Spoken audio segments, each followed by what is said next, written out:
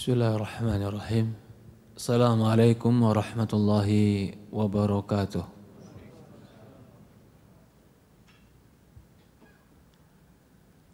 Alhamdulillahi wassalatu wassalamu ala asyrafi anbiya'i wal mursalin ala nabiyina Muhammadin sallallahu alaihi wa ala alihi wa sahbihi wasallam. Ashhadu an la ilaha illallah wahdahu la syarika lah wa ashhadu anna Muhammad abduhu wa rasuluhu la nabiyya ba'd. Qala Allah ta'ala fi kitabihil karim, ya ayyuhalladzina amanu taqullaha haqqa tuqatih fala tamutunna illa wa antum muslimun. Wa qala Allah subhanahu wa ta'ala, ya ayyuhalladzina amanu taqullaha wa qulu qawlan sadida yuslih lakum a'malakum wa yaghfir lakum dhunubakum wa man yuti'illaha wa rasulahu faqad faza fawzan 'azima. Allahumma inna nas'aluka ilman nafi'an wa rizqan thayyiban wa 'amalan mutaqabbala. Alhamdulillah, segala puja dan puji syukur kita panjatkan hanya kepada Allah Subhanahu wa taala Rabbal alamin. Serta salawat dan salam selalu kita curahkan kepada baginda Nabi kita Muhammadin sallallahu alaihi wa ala alihi wa sahbihi wasallam, kepada keluarganya, kepada para sahabatnya, juga orang-orang yang mengikuti dan mencintainya ila yaumil qiyamah. Para hadirin, bapak-bapak dan ibu-ibu yang dimuliakan dan dirahmati oleh Allah Subhanahu wa taala.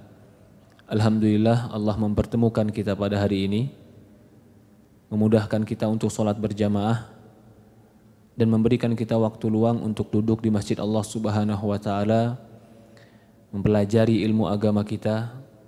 Mudah-mudahan berkumpulnya kita di masjid ini, melakukan sholat berjamaah, lalu menambah ilmu dengan belajar ilmu agama, menyebabkan Allah mudahkan bagi kita jalan menuju surga Allah Subhanahu wa taala.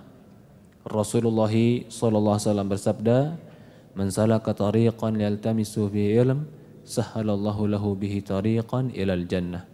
Kata Rasulullah sallallahu alaihi wa ala alihi wa sahbihi wasallam, barang siapa yang menempuh jalan untuk menuntut dan mencari ilmu agama, maka Allah akan mudahkan jalannya menuju surga.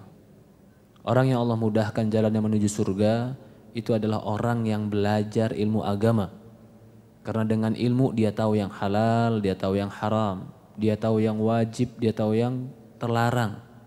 Dengan ilmu dia punya tuntunan untuk sampai kepada keridhaan Allah Subhanahu wa taala. Jika seorang tidak mencari ilmu agama, tidak belajar ilmu agama, maka sangat mungkin syaitan menipu dia agar dia tersesat.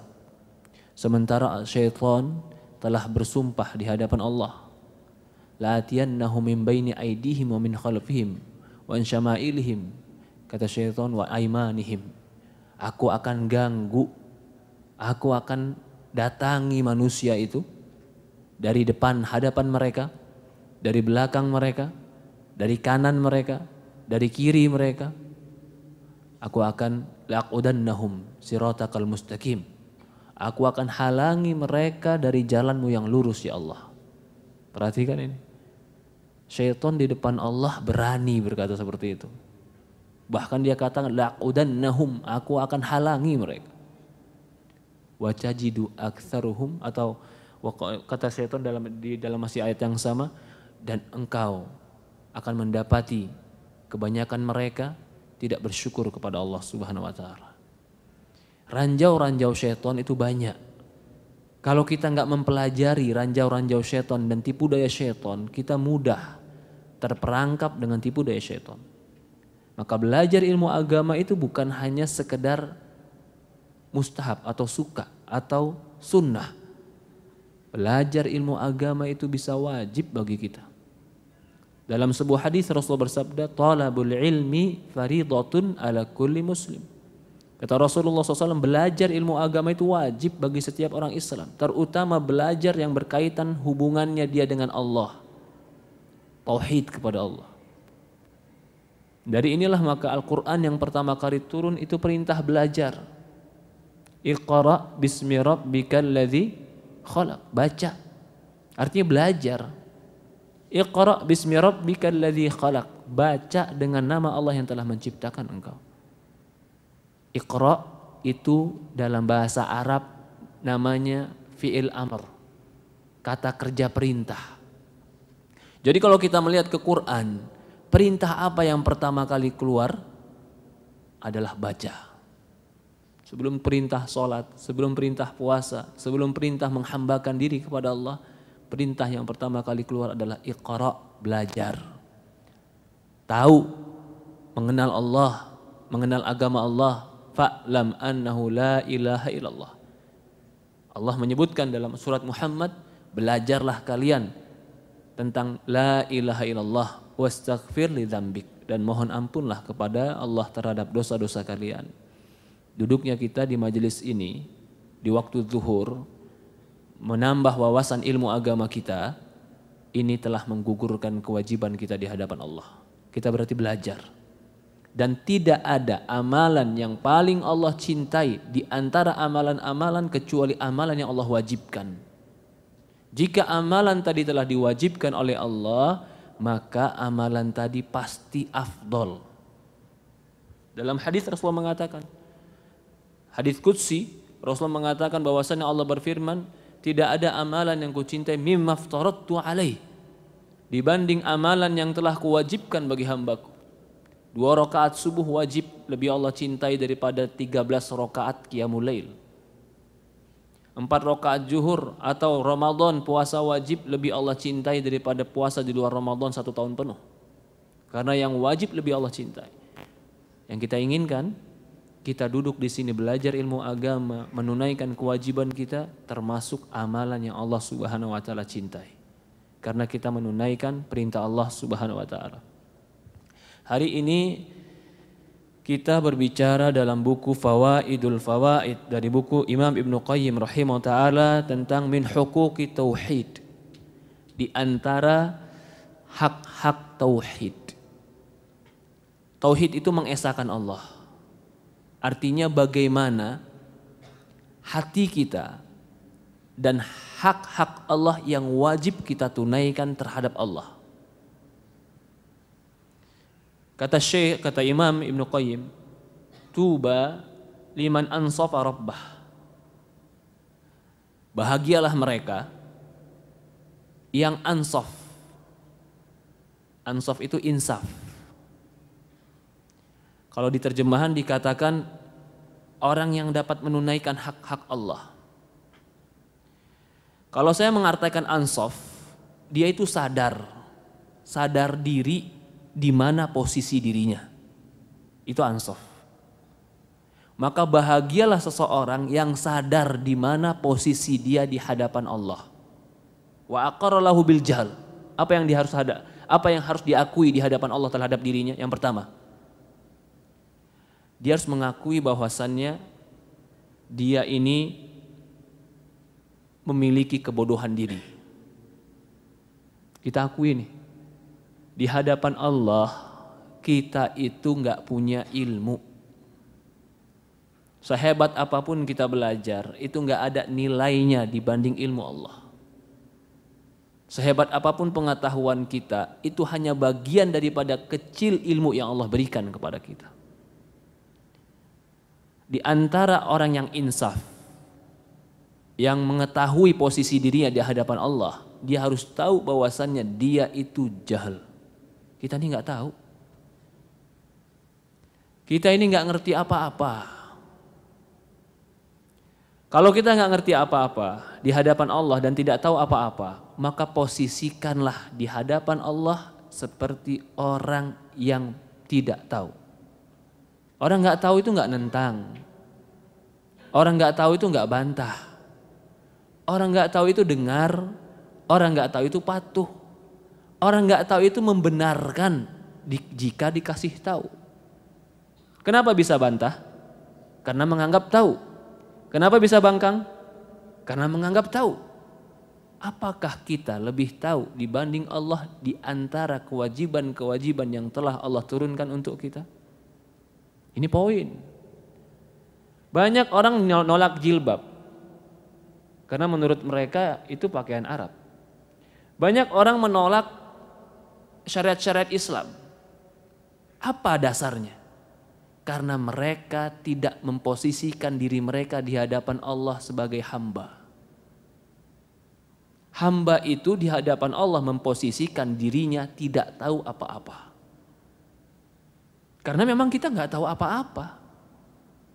Kita nggak tahu maslahat dan mafsadat yang benar, kita nggak tahu.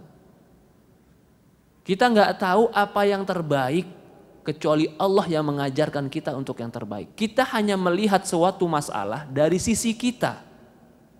Sehingga kita menghukumi masalah itu dari sisi yang kita pandang. Allah menghukumi masalah dari semua sisi yang terbaik. Makanya ketika seorang mendahulukan akal dan pendapatnya dan merasa dirinya pintar di hadapan Quran dan hadis, sulit kita berbicara agama dengan dia. Sulit. Karena dia udah gak memposisikan dirinya sebagaimana mestinya. Kalau pendapat saya, Anda tidak setuju, itu hak Anda. Karena saya pun manusia. Tapi kalau perkataan Allah Anda tidak setuju, siapa lagi yang harus Anda dengar kalau Quran tidak Anda dengar? Dan inilah pintu pertama kali syaitan menyesatkan manusia. Karena pintu ini pula yang menyebabkan syaitan tersesat. Kenapa Pak syaitan tersesat? Karena gak mau dengar perintah Allah. Apa perintahnya? Sujud kepada Adam. Dia jawab dengan logika dia. Ana khairum min. Ma mana'aka an tasjuda lima khalaqtu biyadi. Ma mana'aka id amartuk. Apa yang menghalangi engkau untuk sujud yang telah kuperintahkan? Qala ana khairum min. Jawaban iblis ini. Aku lebih baik dari manusia.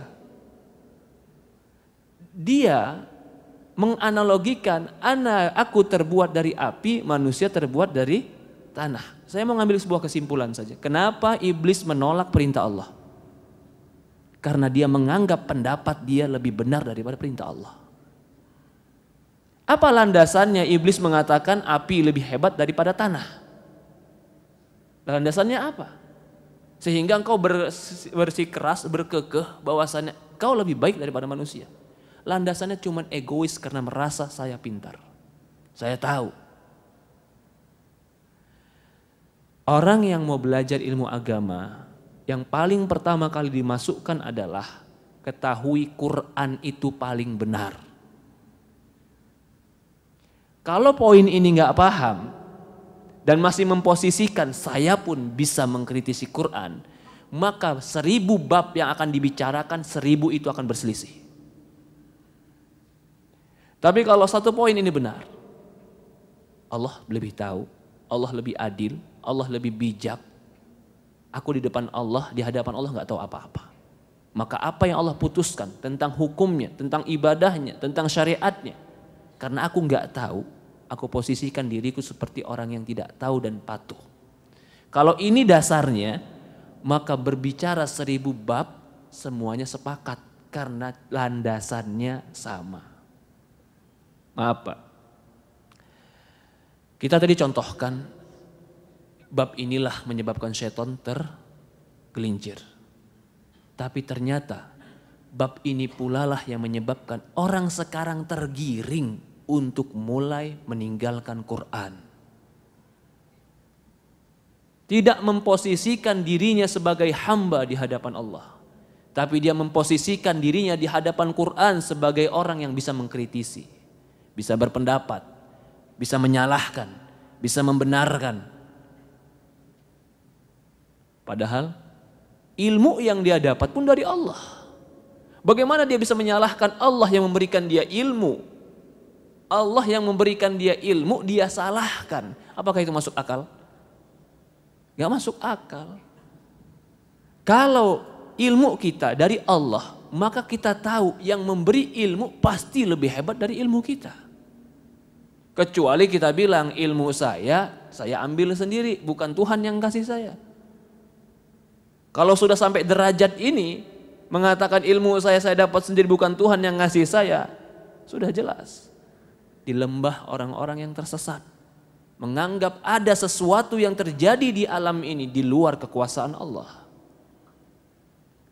Perlahan demi perlahan akan mengatakan dan mengaruh kepada tidak percaya kepada Tuhan. Kita lanjut. Jadi tuba liman ansafa rabbah. Kita berbicara apa? Hak tauhid. Hak tauhid berarti apa? Hak penghambaan kita kepada Allah. Kalau itu hak Allah berarti kewajiban kita. Namanya hak itu ada kewajiban. Bapak kerja punya hak. Dapat bulanan, dapat tunjangan, jaga kesehatan, hak Bapak. Tapi Bapak punya kewajiban. Tidak akan mungkin Bapak punya hak kalau nggak punya kewajiban. Allah punya hak. Kewajibannya ada pada kita. Dan Allah akan berikan pula kewajiban kepada kita. Hak Allah itu hak tauhid. Imam Ibnu Qayyim mengatakan, tuba, bahagialah mereka yang mereka sadar dan insaf di hadapan Rabb mereka. Mereka mengakui tentang kebodohan dalam ilmu mereka. Wa afati fi amalih. Mereka pun mengakui ya keburukan perbuatan. Ini dua tadi. Yang tadi kita mengakui kurang ilmu, yang kedua kita ngakui harus kurang amal. Ini penting nih Pak. Sehebat apapun kita sholat malam, sebesar apapun kita sedekah, sekuat apapun kita puasa, harus yakini dalam diri kita, kita tidak sempurna dalam beramal untuk ketaatan kepada Allah. Apalagi kalau puasa kita kurang, sholat kita kurang, sedekah kita kurang, maksiat kita banyak, ya jelas kejelekan amal kita, kekurangan amal kita ada. Orang mungkin mudah Pak, kalau dia pelaku maksiat, dikatakan amal kamu kurang, mungkin dia mudah terima. Tapi syaitan akan masuk kepada orang yang kadang rajin ibadah. Rajin sholat, rajin ngaji, rajin sedekah. Syaitan akan masuk kepada diri dia, kau telah menunaikan kewajiban dengan sempurna. Akhirnya apa Pak? Dia menganggap dia telah sempurna dalam menunaikan kewajiban kepada Allah. Akhirnya apa? Ujub, kagum sama diri, seolah-olah dia telah menanamkan kebaikan untuk Allah. Kan saya puasa, kan saya sholat, kan saya qiyamul lail, kan saya sedekah, kan saya jaga pandangan, kan saya ngaji. Berarti saya telah menunaikan kewajiban kepada Allah. Berarti Allah hutang budi sama saya. Naudzubillah. Sampai pada saat merasa bahwasannya dia telah menanamkan kebaikan kepada Allah. Kenapa syaitan masukkan ini ke dalam diri manusia? Ujub. Ujub dengan amalnya, ujub dengan perbuatannya, ujub dengan sedekahnya. Kenapa? Karena syaitan kalau buat orang seperti ini dimalaskan, syaitan udah kalah kadang-kadang. Dia tetap bangun. Dia punya semangat yang tinggi. Tapi syaitan mau amal dia tetap gugur. Dimasukin ria. Dia tetap ikhlas bangun malamnya. Dimasukin ujub. Kagum sama diri. Saya orang soleh dan gak berhak bagi Allah memberikan saya bencana karena saya orang soleh. Ini sebab amalan gugur karena ujub kepada amal. Maka Ibnu Qayyim mengatakan, sadari juga bahwasannya kita ini kurang dalam beramal. Agar hilang ujub dalam diri kita. Oke. Enggak Ustaz, saya banyak Ustaz. Saya sedekah Ustaz. Saya qiyamul lail Ustaz. Saya puasa. Suatu hari Allah berikan dia ujian, mobilnya hilang. Ya Allah, kenapa mobil Hana hilang? Ana kan udah sholat, Ana udah puasa, Ana sudah sedekah, Ana qiyamul lail. Kenapa kok mobil Ana yang hilang? Ana kan orang soleh. Kenapa ucapan ini keluar? Dia menganggap amalannya sempurna. Dia menganggap dia telah menanamkan kebaikan kepada Allah. Oke, kita hitung. Apa yang kau berikan? Apa yang kau lakukan? Apa yang kau amalkan? Saya sedekah Ustaz. Oke, berapa sedekahmu? Saya komitmen sedekah sebulan 2 juta Ustaz. Oke, udah berapa lama? Udah setahun Ustaz. 2 juta kali setahun, 24 juta. Berarti kau telah menanamkan kebaikan? Ya 24 juta besar Ustaz. Iya. Kalau betul-betul kita mau menghitung kebaikan Allah dengan ibadah kita. Coba berapa banyak oksigen yang Allah berikan kepada kita gratis. Kalau suruh bayar berapa kita? 24 juta tadi berharga nggak dengan oksigen ini? Apa? Kalau seandainya sholat kita yang 13 rakaat atau 11 rakaat, 11 rakaat tengah malam diganti dengan nikmat anak yang pernah Allah berikan kepada kita. Pantaskah, terbayarkah nikmat anak itu dengan sholat malam kita? Nggak pantas. Lalu kita begitu sudah sholat, sudah puasa mengatakan saya sempurna. Saya telah menanamkan kebaikan. Belum. Bahkan kalau kita hitung semua kebaikan Allah kepada kita, walaupun kita sujud dari subuh sampai subuh, belum tentu kebayar kebaikan Allah kepada kita. Benar apa salah Pak? Iya. Gak kebayar kebaikan Allah kepada kita. Allah berikan anak, Allah berikan hidup, Allah berikan rizki, Allah berikan oksigen, Allah berikan iman, Allah berikan ketakwaan, Allah berikan kemudahan. Belum lagi di akhirat karena keimanan Allah berikan surga. Kita sujud 1000 tahun gak berhenti, belum tentu bisa membayar indahnya dan nikmatnya surga. 1000 tahun sujud gak berhenti, itu gak bisa dinilai dengan nikmatnya surga.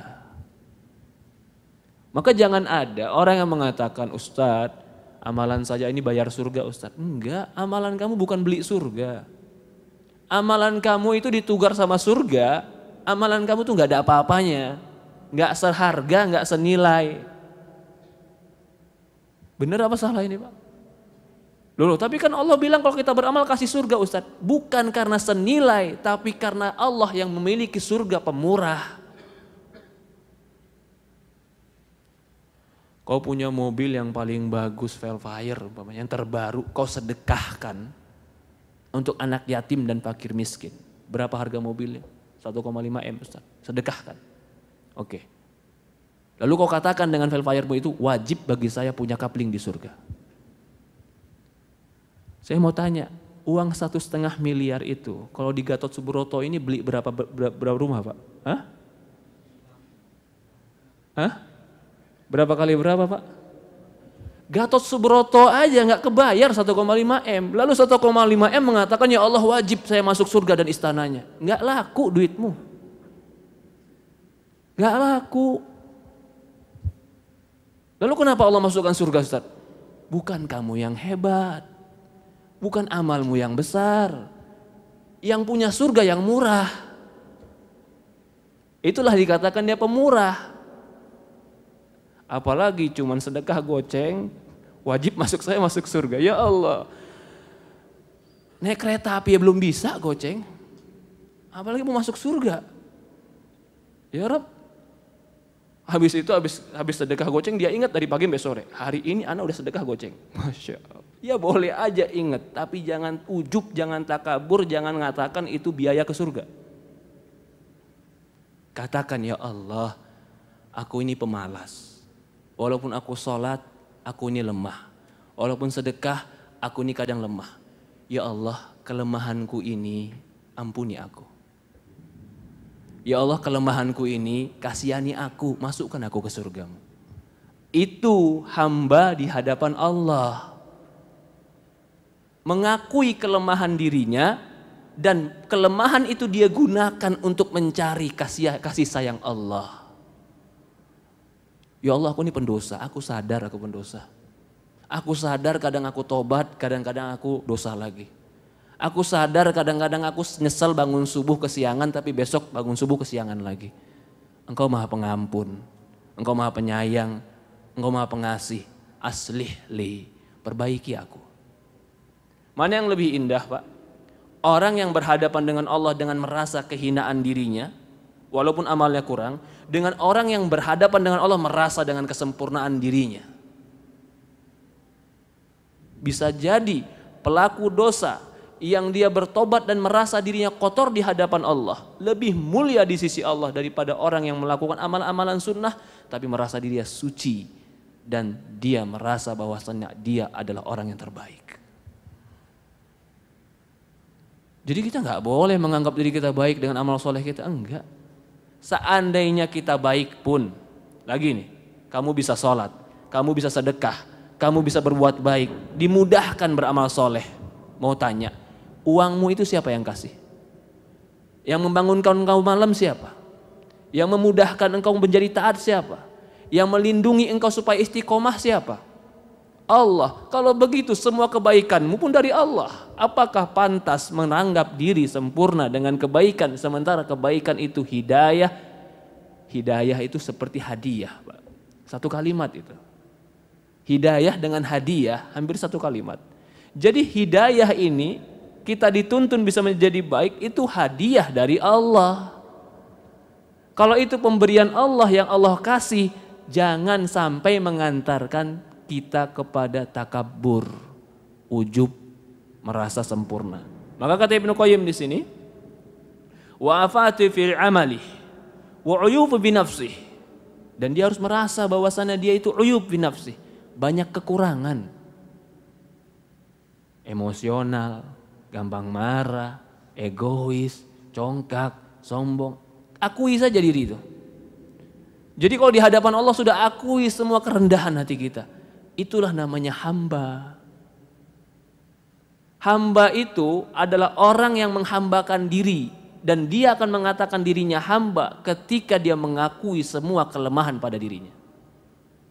Itu hak tauhid. Wa tafridu fi haqqih. Dia harus akui pula bahwasannya dia teledor dalam menunaikan hak Allah. Wa zulum fi muamalatih. Bahkan dia pun harus akui bahwasannya dia ada kezaliman dalam berinteraksi kepada manusia. Ya, akui juga kita ini nggak sempurna dalam berakhlak, dalam bergaul, dalam beretika. Kita nggak sempurna. Baik itu beretika kepada Allah dan Rasul atau beretika sama kaum muslimin, kita penuh kekurangan. Fa in akhadahu bidzunubihi. Kalau Allah menghukum dia dengan dosanya, fara'a adlah, dia menganggap hukuman itu adalah pantas dan adil bagi Allah. Ini mukmin.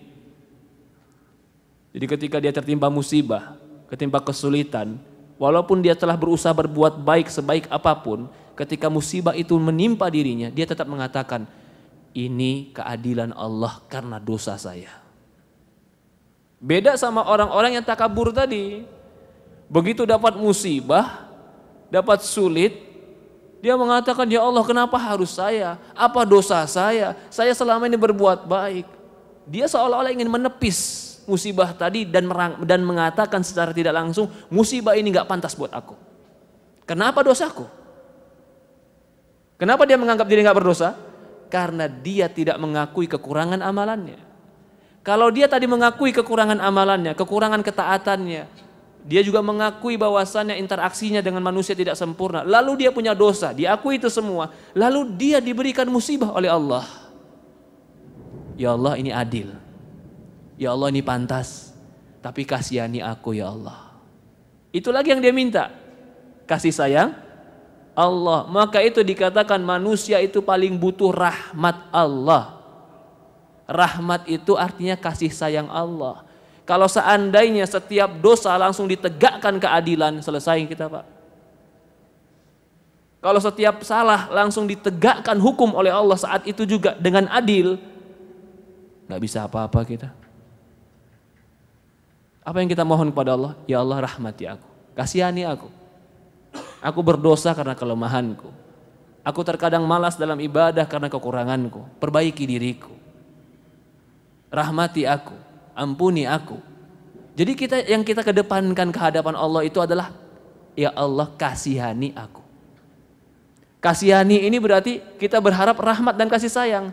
Rahmat dan kasih sayang itu ada di kalimat apa? Ar-Rahman, Ar-Rahim. Dari inilah pertama kali buka Quran, Bismillahirrahmanirrahim. Dengan nama Allah yang Maha Penyayang. Karena itu yang kita butuhkan. Amal kita nggak senilai, dosa kita banyak. Kalau seandainya betul-betul ditegakkan, kita nggak akan mampu untuk menegakkan keadilan tadi. Tapi kalau seandainya Allah berikan juga hukuman, Allah berikan musibah, katakan dan akui, hada bisab dzunubi. Ini mungkin karena dosa-dosaku. Fa in lam yu'khad biha. Tapi kalau dia nggak diberikan hukuman, hidupnya digampangkan, karirnya dilancarkan, musibah dihindarkan, apa yang dia mau digampangkan, dia nggak mengatakan saya hebat. Apa yang dia katakan? Allah baik sama saya. Ini kata Syekh. Wa illam yu'khad biha. Kalau Allah tidak menghukum dia, malah Allah mudahkan hidupnya. Wa ra'a fadlah. Dia melihat ini semua karena kebaikan Allah semata. Bukan karena dia yang pantas mendapatkannya, tapi karena memang Allah yang maha baik yang memberikan itu pada dia. Fa in amala hasanah ra'aha min minnatih wa sadaqatih alaih. Kalau dia bisa beramal soleh, dia bisa beramal soleh, dia bisa sholat malam, dia bisa pergi ke masjid, dia bisa puasa Senin Kamis, bisa dia lakukan. Ketika dia lakukan itu, dia melihat bahwasannya ini semata-mata anugerah Allah. Ini tadi kita bilang, hidayah dan hadiah dari Allah. Dan ini merupakan sedekah Allah untuk dia. Fa in qabilaha, kalau amal solehnya itu diterima lagi oleh Allah, bisa melakukan saja, itu sudah taufik dari Allah. Apalagi kalau amal solehnya diterima oleh Allah, fa minnatun wa sadaqatun tsaniyah. Itu anugerah di atas anugerah yang pertama. Kita bisa sholat malam, Allah bangunkan, Allah berikan semangat, itu anugerah, Pak.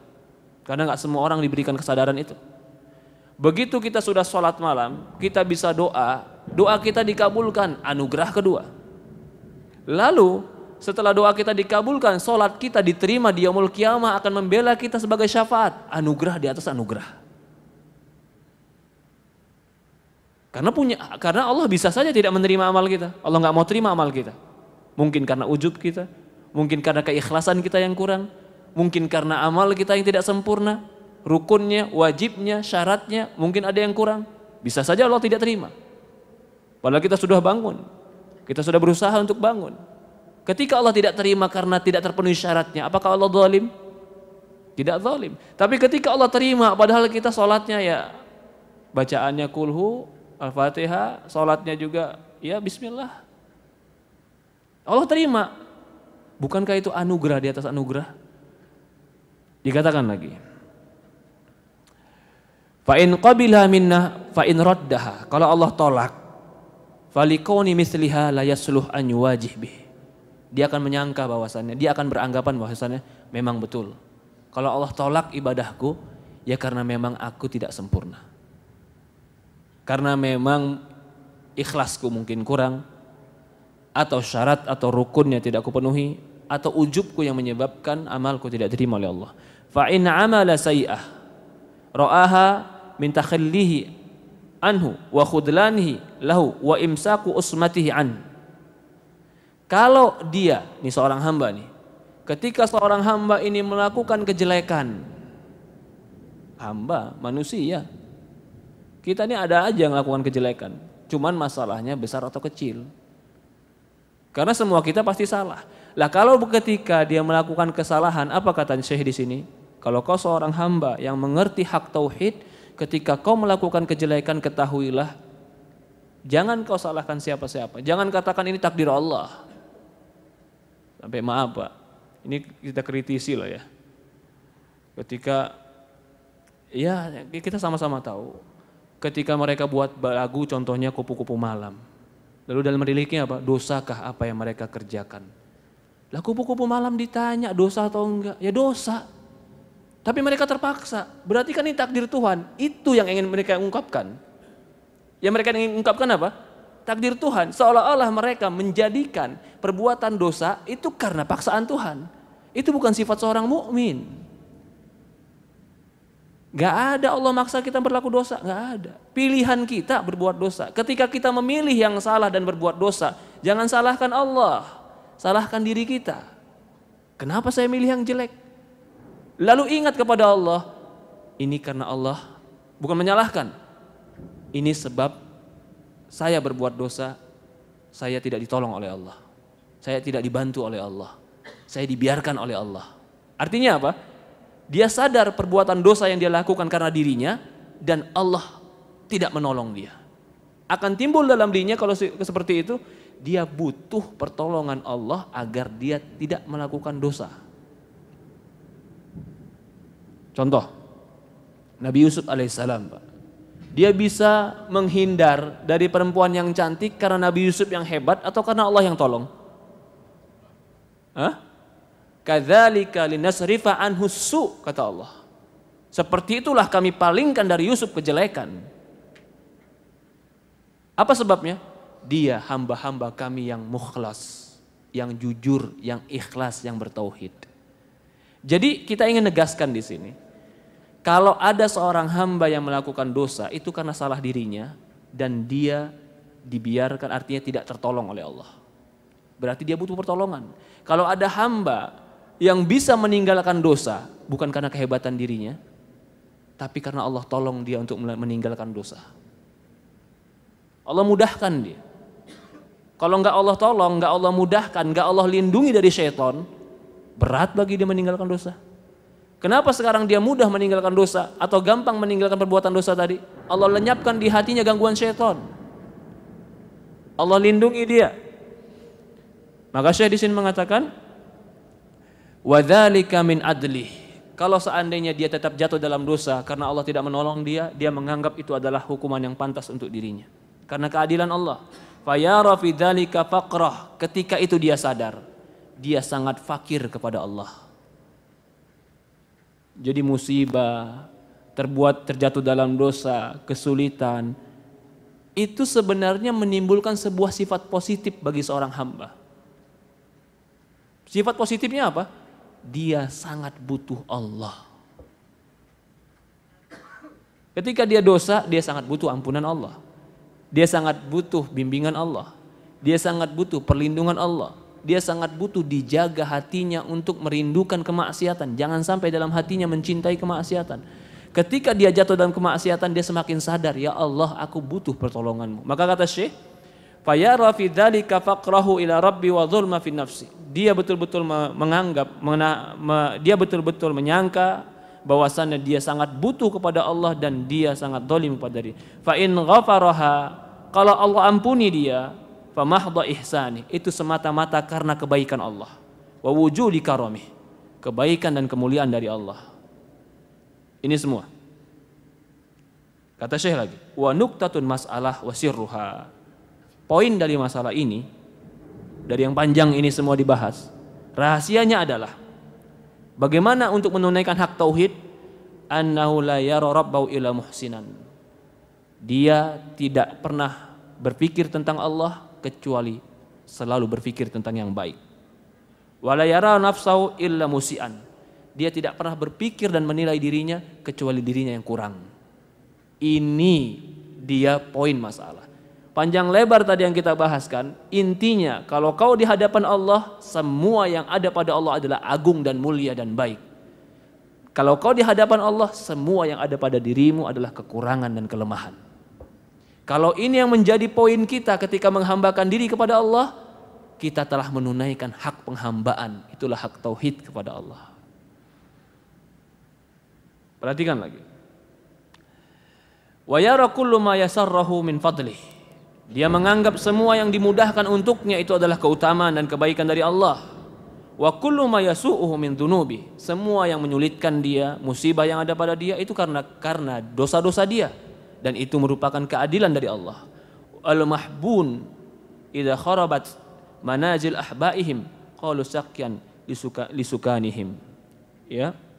Maka dikatakan di sini, dengan demikian seperti itu, apabila hamba yang mencintai Allah melihat orang-orang yang mereka cintai meninggal, dia akan berdoa, semoga Allah memberi anugerah kepada ruh-ruh yang menghuni jasadku. Demikian pula seorang yang dikasihi oleh Allah. Kadzalikal mahbub idza atat alai a'wamu tahta turab. Demikian pula orang-orang dikasihi Allah meskipun jasadnya sudah bertahun-tahun berkalang tanah, maksudnya di tanah, wa dzakara hina idzin husnu ta'ati. Ketika itu dia mengingat ketaatan dia di dunia, wa tawaddudu ilaih, dan kasih sayang Allah kepada dia di dunia, ya. Wa rahmati wa saqyah liman kana sakinan fi tilkal atsamul baliyah.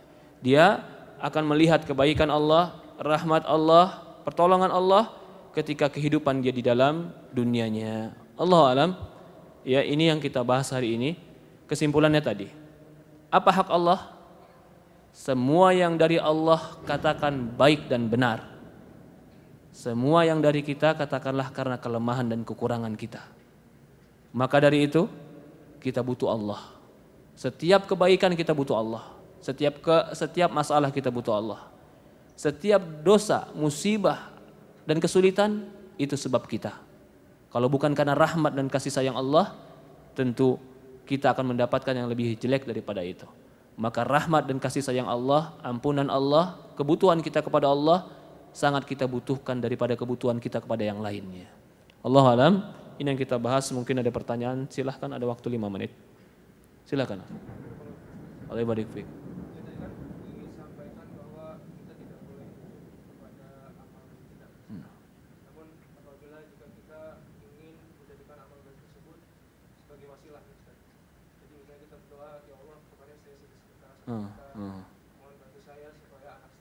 Sembuh. Ujub itu letaknya di hati. Merasa bangga. Jadi ajib. Ujub itu asal dari kalimat adalah ta'ajub. Ta'ajub itu bahasa kita juga kan? Asalnya ujub. Yaitu merasa bangga, kagum dengan diri sendiri. Itu awal muasal dari sombong dan takabur. Orang takabur, sombong, itu adalah orang yang merasa dirinya hebat. Merasa dirinya hebat itu ujub. Bedanya orang sombong ketika dia merasa dirinya hebat, dia merendahkan orang lain. Ketika dia merendahkan orang lain bukan lagi ujub, kiber. Paham? Sekarang pertanyaannya, Ustadz, kalau kita mohon kepada Allah, ya Allah aku pernah sedekah, ya Allah aku pernah zikir, ya Allah aku pernah bakti sama orang tua. Apakah ini ujub? Bukan. Ini bukan ujub, ini namanya bertawasul dengan amalan kita yang pernah kita lakukan dalam rangka untuk mendekatkan diri kepada Allah. Ini dibolehkan. Karena ini bukan dalam rangka sombong, tapi dalam rangka kasihan. Ya Allah, aku ini pernah sholat malam loh ya Allah. Ya Allah, aku ini pernah sedekah karena mencari ridhomu. Ya Allah, aku ini pernah bakti sama orang tua karena mencari rahmatmu. Kasihani aku, kabulkan doaku. Berikan permintaanku. Jadi posisinya mencari tetap apa? Mencari rahmat dan kasih sayang Allah. Dengan apa? Menceritakan perjuangan yang pernah kita lakukan untuk mencari rahmat Allah. Begitu. Jadi itu bukan bab takabur, tapi bab tawassul bil a'malus shalih. Bertawasul dengan amal saleh. Ada lagi yang lain? Fadhal. Tidak ada? Kita cukupkan ya. Semoga Allah Subhanahu wa taala berikan kita kemudahan, kelapangan dalam hidup kita. Allah angkat segala kesulitan kita. Semoga Allah Subhanahu wa taala berikan kita keistiqomahan. Kita tutup dengan doa kafaratul majlis. Subhanakallahumma wa bihamdi, subhanallah ilaha illa anta nastaghfiruka wa atubu ilaik. Assalamualaikum warahmatullahi wabarakatuh.